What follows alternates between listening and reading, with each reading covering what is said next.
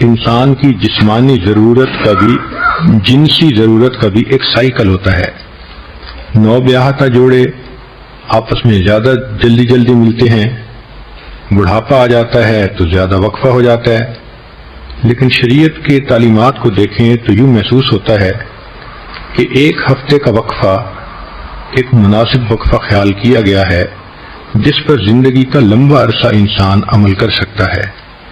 اس لیے حدیث مبارکہ میں ہے، جمعہ کا دن چونکہ شریعت کے مطابق ویکینڈ کا دن ہوتا ہے، چھٹی کا دن ہوتا ہے، تو فرمایا نبی علیہ السلام نے من غسل واغتسل یوم الجمعہ، جو خامن جمعہ کے دن خود بھی نہائے اور بیوی کو بھی نہلائے، تو اشارہ ہے کہ میاں بیوی آپس میں ملیں۔ ایک دوسری جگہ پر ہے کہ جو نہائے اور بیوی کی خوشبو لگائے، تو اس سے بھی اشارہ ملتا ہے کہ اس دن کا نہانا شریعت کی نظر میں صرف میل کچیل دور کرنا ہی نہیں بلکہ دل کے خیالات کو بھی پاکیزہ کرنا مقصود ہے۔ اس کے بعد پھر وہ بندہ جلدی اگر جمعہ کی نماز کے لیے چلے تو حدیث پاک میں اس کے فضائل آئے ہیں۔ پہلی فضیلت کہ ہر قدم پر 1 سال کے روزے اور 1 سال کی نمازوں کا ثواب ملتا ہے۔ دوسری فضیلت کہ ایسا کرنے پر اللہ تعالیٰ خامند کو 2 ثواب دیتے ہیں، ایک اپنے غسل کا ثواب، ایک بیوی کے غسل کا ثواب۔ اور غسل کا ثواب دوسری حدیث میں ہے کہ انسان جب جنابت کا غسل کرتا ہے تو جتنے پانی کے قطرے جسم سے گرتے ہیں ہر ایک کے بدلے اللہ گناہوں کو معاف فرما دیتے ہیں۔ اور تیسرا انعام اللہ اس دن یہ دیتے ہیں کہ ایک جمعہ سے لے کے دوسرے جمعہ تک کے جتنے گناہ ہوتے ہیں اللہ تعالیٰ معاف فرما دیتے ہیں۔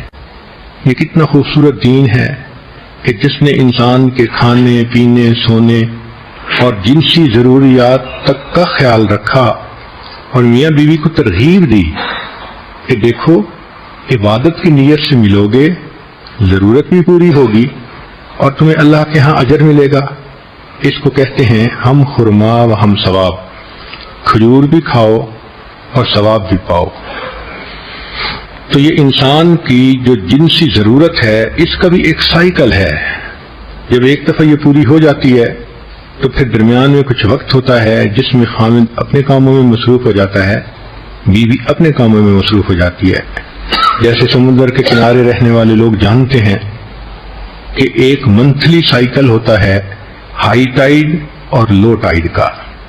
13، 14، 15 جب چاند کی تاریخ ہوتی ہے تو لہریں 10-10 فٹ اوپر اچھل کر آتی ہیں، اور جب پہلی تاریخ ہوتی ہے تو بالکل کام اینڈ کوائٹ ہوتا ہے۔ یہی انسان کی جنسی ضرورت کا معاملہ کہ عام طور پر جب انسان کی ضرورت پوری ہوتی ہے تو پھر لو ٹائیڈ کا وقت رہتا ہے، مگر کچھ وقفہ گزرنے کے بعد دوبارہ یہ ہائی ٹائیڈ ہو جاتی ہے۔ اس میں بھی اللہ کی ایک حکمت ہے کہ اگر ہر وقت میاں بیوی پر ہائی ٹائیڈ کی کنڈیشن رہتی تو مرد تو پھر گھر میں ہی پڑے رہتے، عورتوں کے طواف میں ہی مشغول رہتے، نہ کوئی کاروبار کر سکتا نہ کوئی فیکٹری چلا سکتا۔ عورتوں کا بھی معاملہ اسی طرح کہ وہ بھی بچوں سے لاپرواہ ہوتی، ہر وقت خامند کی بغل میں گھسی رہتی۔ تو اللہ رب العزت نے کتنی خوبصورت زندگی دی ہے کہ جس میں ہر چیز کا خیال رکھا گیا۔ تو وقفے سے صحت بھی برقرار، اور پھر وقفے سے ملنے سے محبت کا احساس بھی زیادہ ہوتا ہے۔ اس کے علاوہ بھی انسان کو ضرورت پیش آ سکتی ہے، انسان ہے، صرف ایک ہفتے ہی کا تو مسئلہ نہیں لکھا شریعت نے، اجازت تو ہر وقت دی ہے۔ چنانچہ شریعت نے کہا کہ مرد اگر باہر پھر رہا ہو اور اس کی نظر کسی غیر محرم پر پھرے اور اس کے دل میں اس کا خیال آ جائے تو نبی اسلام نے فرمایا کہ اس کو چاہیے کہ گھر آئے اور اپنی بیوی سے مل لے۔ جو کچھ اس عورت کے پاس تھا وہی کچھ گھر میں بیوی کے پاس ہوگا۔ کتنی خوبصورت تعلیمات ہیں کہ جو کچھ تم باہر ڈھونڈتے ہو جب تمہیں گھر میں ملتا ہے تو پھر گناہ کرنے کی کیا ضرورت ہے۔ اسی طرح نبی علیہ الصلوۃ والسلام کی سنت مبارکہ ہے، جب آپ سفر پہ تشریف لے جانے لگتے تھے تو اپنے اہل خانہ سے ملاپ کرتے تھے۔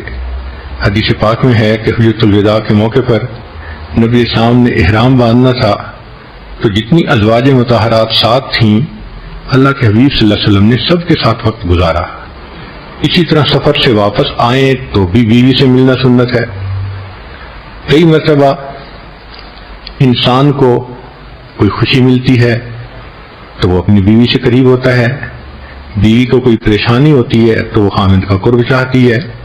تو انسانی طبائع ہیں۔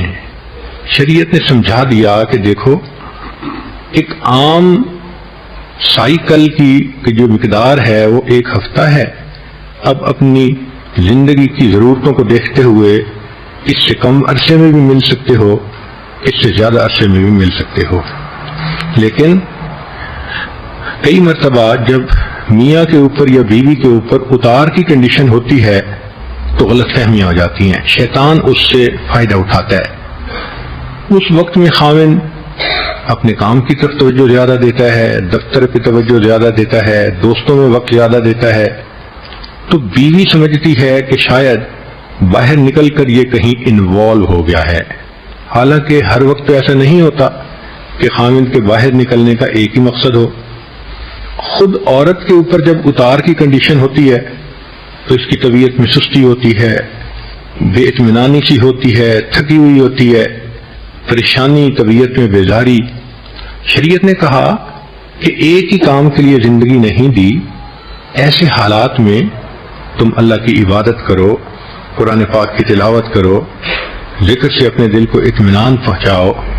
چنانچہ رب کریم ارشاد فرماتے ہیں کذالک لنثبت بہ فؤادک، اے میرے حبیب صلی اللہ علیہ وسلم کہ جب آپ کا دل مغموم ہوتا تھا ہم قرآن پاک کی آیتیں اتارتے تھے آپ کے دل کو تسلی دینے کے لیے۔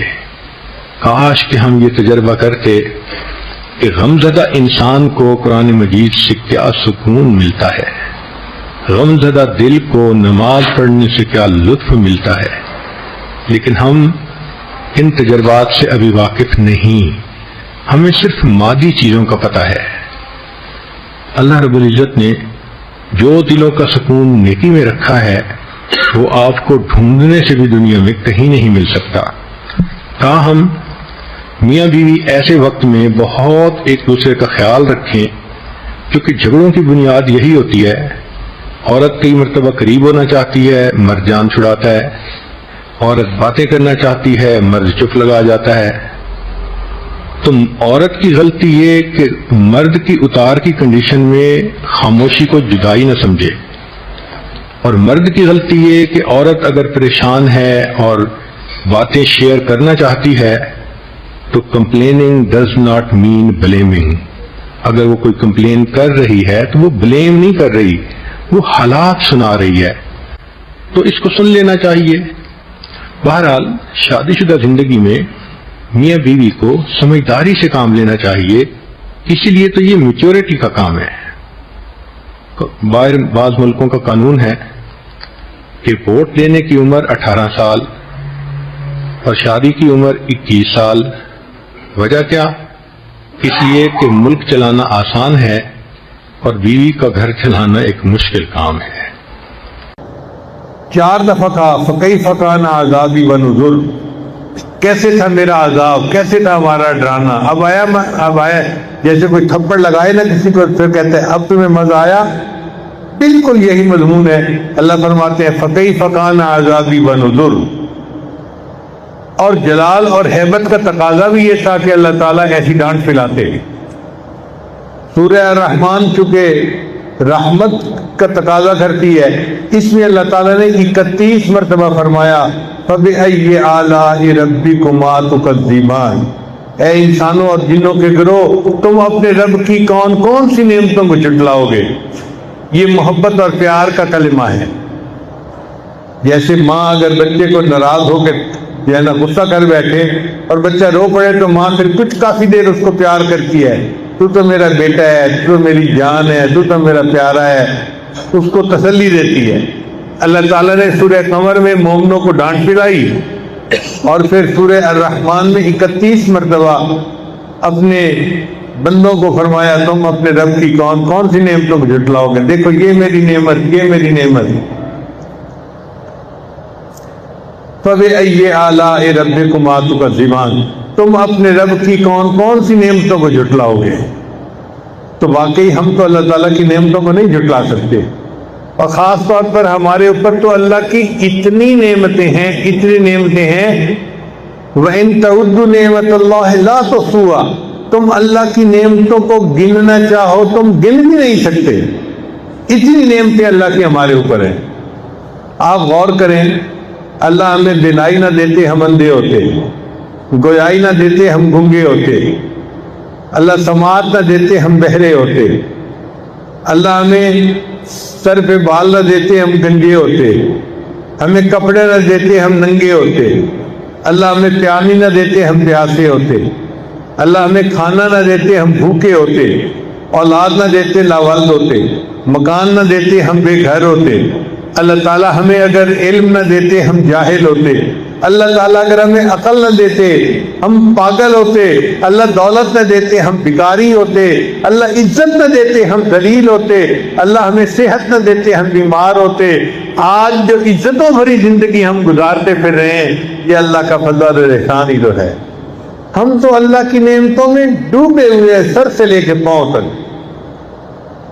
فَبِأَيِّ آلَاءِ رَبِّكُمَا تُكَذِّبَانِ، اے انسانوں اور جنوں تم اپنے رب کی کون کون سی نعمتوں کو جھٹلاؤ گے؟ اب یہاں ایک سوال پیدا ہوتا ہے کہ اللہ رب العزت نے 31 مرتبہ اس کلمے کو کیوں دہرایا؟ یہ تو پکی بات ہے کہ اس کلمے کو بار بار پڑھ کے مزہ آتا ہے تلاوت کرتے ہوئے، مگر اس کے پیچھے کوئی حکمت بھی تو ہوگی نا۔ تو مفسرین نے اس کے دو طرح سے جواب دیے ہیں۔ ایک جواب تو انہوں نے یہ دیا ہے کہ جی اللہ نے کلمہ تو ایک دفعہ فرمایا فَبِأَيِّ آلَاءِ رَبِّكُمَا تُكَذِّبَانِ، مگر اس کو پھر 30 مرتبہ اللہ نے ریپیٹ کر دیا ہے، تو ٹوٹل 31 ہو گئے۔ بات سمجھ آ گئی؟ کل کتنے ہوئے؟ 31۔ تو کلمہ تو ایک دفعہ فرمایا، مگر اس کو جو ریپیٹ کیا تو ریپیٹ کتنی دفعہ کیا؟ 30 ٹائمز کیا۔ اور اس کی انہوں نے دو وجوہات لکھی ہیں۔ پہلی وجہ یہ لکھی کہ اس سے پچھلی صورت میں اللہ نے 4 مرتبہ کہا ہے فَكَيْفَ كَانَ عَذَابِي وَنُذُرِ، ایک دفعہ کلمہ کہا اور 3 دفعہ اس کو ریپیٹ کیا۔ ہو چکے ڈانٹ پلانے والا کلمہ تھا اور 3 دفعہ اللہ نے ڈانٹ پلائی، اس کے بدلے میں اللہ نے سورہ الرحمن میں 30 مرتبہ تسلی کا کلمہ کہہ دیا، تاکہ میرے ایمان والے بندے پریشان نہ ہو جائیں کہ اللہ تعالیٰ ہم سے ناراض ہو گئے۔ نہیں میرے بندوں، میں تو تم سے راضی ہوں، تم تو میرے ایمان والے بندے ہو نا، اس لیے میں تم سے راضی ہوں۔ تو 30 مرتبہ اللہ نے یہ کلمہ کہا فَبِأَيِّ آلَاءِ رَبِّكُمَا تُكَذِّبَانِ، اور بعد نے فرمایا کہ نہیں، مہینے کے 30 دن ہوتے ہیں، تو اللہ تعالیٰ نے 30 مرتبہ فَبِأَيِّ آلَاءِ رَبِّكُمَا تُكَذِّبَانِ فرمایا، تاکہ مومن احساس کرے کہ جیسے مہینے کے ہر دن میں اللہ کی نعمت ہوتی ہے، میں روزی کھاتا ہوں، میں کام کرتا ہوں، تو 30 مرتبہ میں نے اقرار کرنا ہے، اے اللہ میں آپ کی نعمتوں کا اقرار کرتا ہوں، میں آپ کا شکر گزار بندہ ہوں، میں آپ کا ناشکرہ بندہ نہیں۔ بعض مفسرین نے کہا کہ اچھا یہ بھی اچھی توجیہ ہے کہ 3 مرتبہ ڈانٹ پلائی تو 30 مرتبہ تسلی دی، مگر کلمہ تو 31 مرتبہ کہا گیا نا، 31 مرتبہ، تو اس کی کیا ریزن ہے؟ تو انہوں نے کہا کہ جی 31 مرتبہ کہنے میں حکمت یہ ہے